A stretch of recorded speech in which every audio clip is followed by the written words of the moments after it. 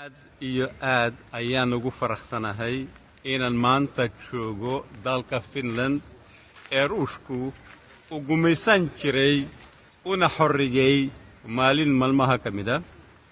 Waxaan ku faraxsanahay inaan shirkii aan ka qayb galay aan kula kulmay dad badan oo indhergarata ah oo Soomaaliyeed.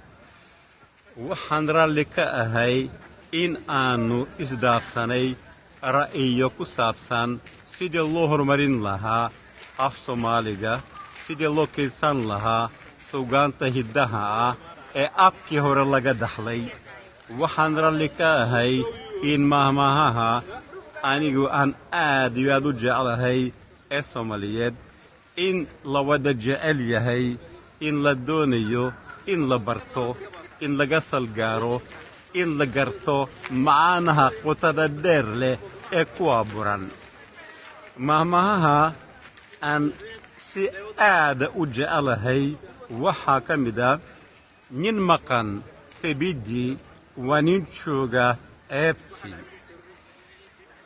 Dad badan oo dhalinyaro ah ma garanayaan macaanaha ku qarsoon mahmaahda aan soo sheegay. Laakiin haddii Ali uu joogo oo Maxamed la tebayo, Ali waa maxay? Waa iga su'aal, waa wax matare. Waayo haddii uusan qaban karin shaqadii laga filayay ama laga doonayay,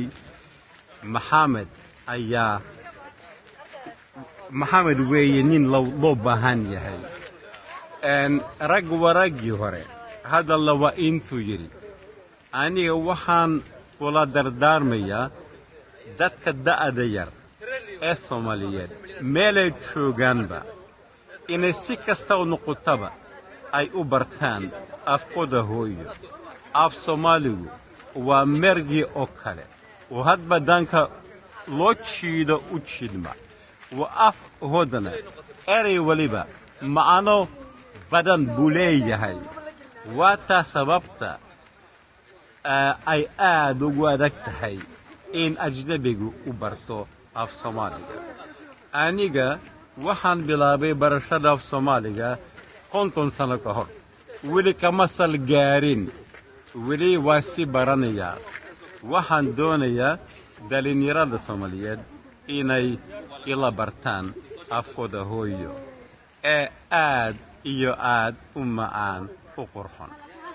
mahadsanid. Waad mahadsantihiin idinka mudan. mahadsanid.